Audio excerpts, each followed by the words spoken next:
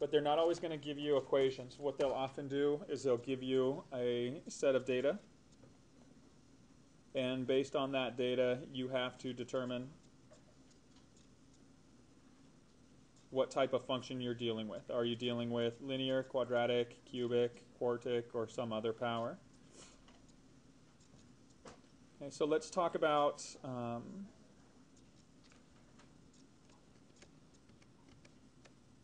how you go about doing this.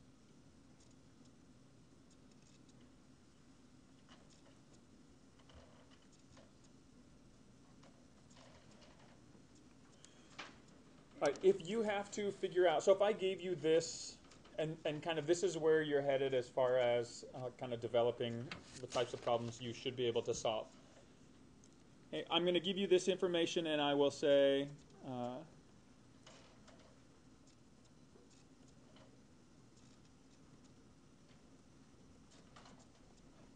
write a polynomial function for this data.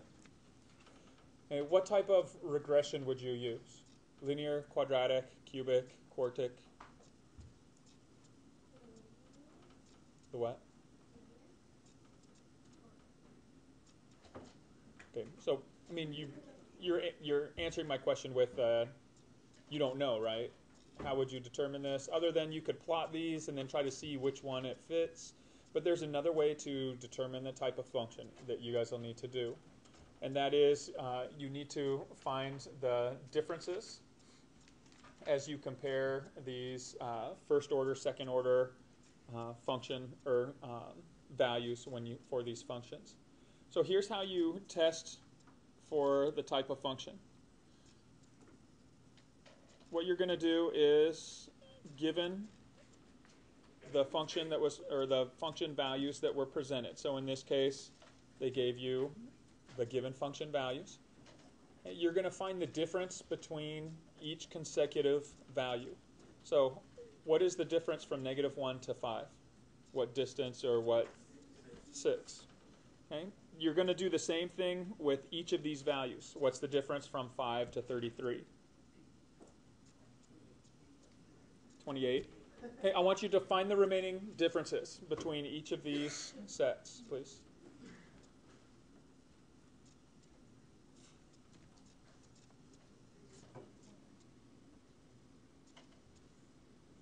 And so what's the difference from 33 to 95?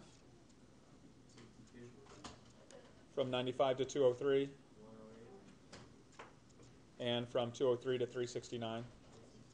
All right, so are these all the same thing? Are these all the same numbers here? No, so the first order differences are not the same. If they were the same, then you would have a first degree function. So you would use linear regression. Okay, let's continue this pattern. Do the same thing. We're going to now find the second degree or second order difference. So find the difference between these remaining values.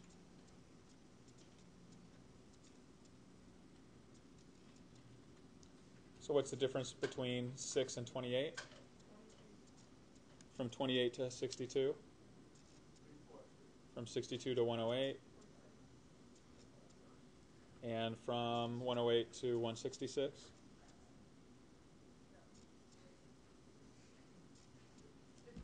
Okay. So are all of these numbers the same thing? No. So let's go one further. Let's go to the third order difference.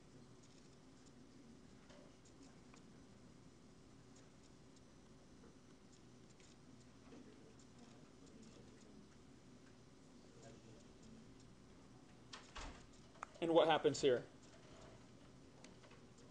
12, 12, 12. And so we finally found the one that's consistent.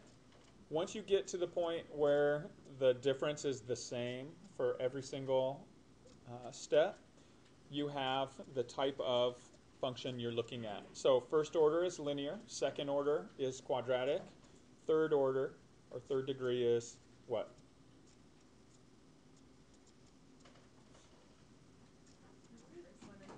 Oh, the first order, it's just the degree of the polynomial. So first order is first degree or linear. The second order is quadratic, second degree. The third order is third degree or cubic. If it went to the fourth degree, then that would be the quartic. And most of them will be within the first three.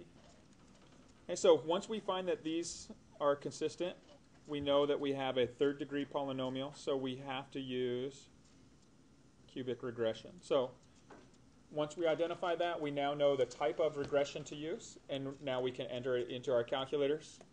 For that, we go to the data matrix editor in our applications menu. Enter this information just as it appears, so you may have to clear your editor. Your x's are 1, 2, 3, 4, 5, and 6. Nice, easy numbers.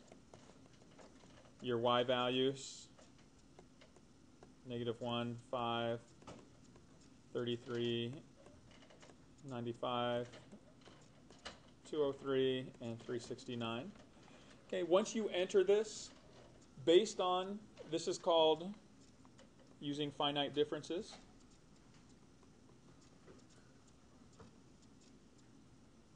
Okay, once you determine your finite differences as giving you cubic regression, you can now choose in your F5 math or their calculate tab which type of regression to use. So because we found it as a third order or third degree polynomial, we'll use cubic regression. And then everything else stays the same as what we've been using for this. You enter your C1 and C2 values for your x and y coordinates, or the columns.